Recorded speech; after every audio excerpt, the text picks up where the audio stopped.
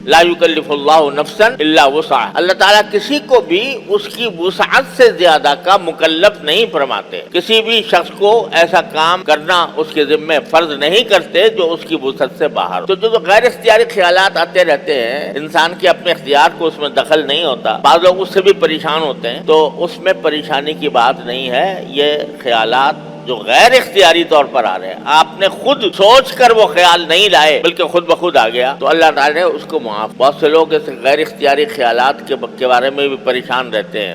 کہ بھی میرے دل میں ایسے برے برے خیالات آتے ہیں۔ یہ اصل میں شیطان ڈالتا ہے، اور شیطان کا تو کام ہی یہ ہے کہ وہ انسان کو گمراہی کی طرف لے جائے، تو غلط سلط خیالات وہ دل میں انسان کے ڈالتا رہتا ہے۔ لیکن قرآن کریم کی ایک آیت نے بڑی زبردست تسلی دی ہے مسلمانوں کو۔ وہ فرمایا قرآن کریم نے کہ انما النجوى من الشیطان لیحزن الذین آمنوا ولیس بضارهم شیئا، کہ شیطان جو سرگوشی کرتا ہے، سرگوشی کرنے کا معنی یہی ہے، شیطان ڈالتا ہے دل میں خیال، آپ اپنی طرف سے نہیں لائے، سوچ کر نہیں لائے، شیطان نے دل میں خیال ڈال دیا، تو اس کو قرآن نے تعبیر فرمایا ہے شیطان کی سرگوشی کرنے۔ سرگوشی کا معنی ہے کسی کو کان میں کوئی چپکے سے بات کہہ دینا۔ تو فرمایا قرآن کریم نے کہ شیطان جو ہے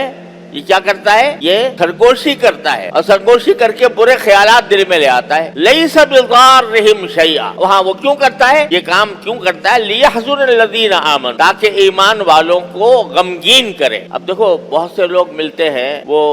بکثرت اس بات کا ذکر کرتے ہیں بھائی ہمیں وسوسے بہت آتے، کبھی اللہ کہتے ہیں ایسے وسوسے آتے ہیں کہ اپنے اوپر شبہ ہوتا ہے کہ ہم کافر تو نہیں ہو گئے، اللہ بچائے۔ اللہ تعالیٰ کے بارے میں وسوسے آ جاتے ہیں، اللہ تعالیٰ معاف کرے، انبیاء کرام کے بارے میں آ جاتے ہیں، صحابہ کرام کے بارے میں آ جاتے ہیں، خود ایمان کے بارے میں آ جاتے ہیں، یہ غیر اختیاری وسوسے۔ تو یہ جو غیر اختیاری وسوسے آتے ہیں اس سے پریشان ہوتے ہیں لوگ کہ بھائی کیا کروں میں تو کہیں کافر تو نہیں ہو گیا، میں کوئی اللہ کے ہاں مردود تو نہیں ہو گیا، ایسے خیالات میرے دل میں آ رہے ہیں، نماز میں آ جاتے ہیں، سجدے کے اندر آ جاتے ہیں۔ تو قرآن نے کتنی تسلی کے ساتھ فرمایا کہ انما النجوى من الشیطان لیحزن الذین آمنوا، یہ شیطان کی جو سرگوشی ہوتی ہے، تمہارے دل میں برے برے وسوسے آتے ہیں، یہ سب شیطان ڈالتا ہے، اس لیے ڈالتا ہے کہ تاکہ تمہیں غمگین کرے، تمہیں غم میں مبتلا کرے۔ اس کا کام تو یہ ہے نا کہ انسان کو تکلیف پہنچائے کسی نہ کسی طرح، تو یہ وسوسے ڈال کر وہ انسان کو غمگین کرتا ہے۔ ولیس بضارهم شیئا، اور قرآن نے بڑے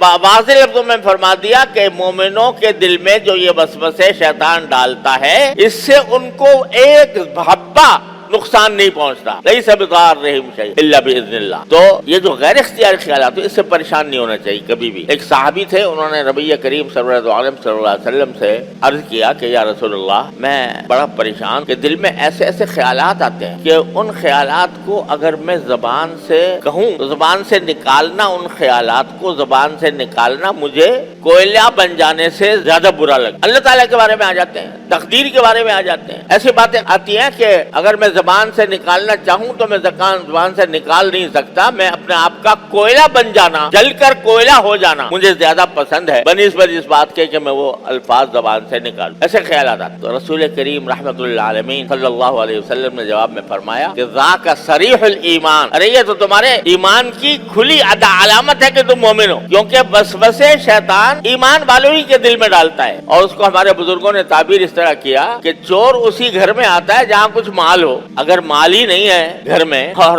بالکل خالی پڑا ہوا ہے گھر، تو چور کیوں آئے گا؟ اس چور تو وہیں آئے گا جہاں کچھ مال ہوگا۔ تو جب ایمان کا مال ہوتا ہے دل میں بندے کے، تو یہ چور اسی وقت آتا ہے اور چاہتا ہے کہ اس مال کے اوپر ڈاکہ ڈالوں۔ تو یہ جو ڈاکہ ڈال رہا ہے تمہارے ایمان کے اوپر دل میں وسوسہ پیدا کر کے، تو یہ تو تمہارے ایمان کی علامت ہے، مومن ہونے کی علامت ہے، گھبرانے کی بات نہیں ہے۔ تم خود کہہ رہے ہو کہ یہ الفاظ میں زبان پر لا نہیں سکتا، کیونکہ اگر میں کوئلہ بن جاؤں، جل کر کوئلہ ہو جاؤں، وہ مجھے زیادہ پسند ہے بنسبت اس بات کے کہ اس بات کو میں زبان پر لاؤں۔ یہ کہہ رہے ہو نا، یہ کیوں کہہ رہے ہو؟ اس واسطے کہ ایمان دل میں جاگزین ہے، ایمان بیٹھا ہوا ہے دل، وہ اس وجہ سے تمہیں زبان پر لانے کی اجازت نہیں دیتا۔ ہاں وہ آ کے پریشان تمہیں بے شک کر رہا ہے، تو اس پریشان کرنے کا علاج کیا ہے کہ اس کو دھتکار دو، لا حول ولا قوت الا باللہ العلی العظیم کہہ کر اس کو ختم کر، اس کی طرف دھیان ہی نہ کرو، اس سے پریشان بھی نہ ہو۔ جتنے پریشان ہوگے اتنا ہی وہ اور آئے گا کہ یہ تو اچھا مجھے مشغلہ ہاتھ آ گیا، یہ پریشان ہوتا ہے تو لاؤ بھائی اور خیال ڈالوں گا اور اگر تم پریشان نہ ہو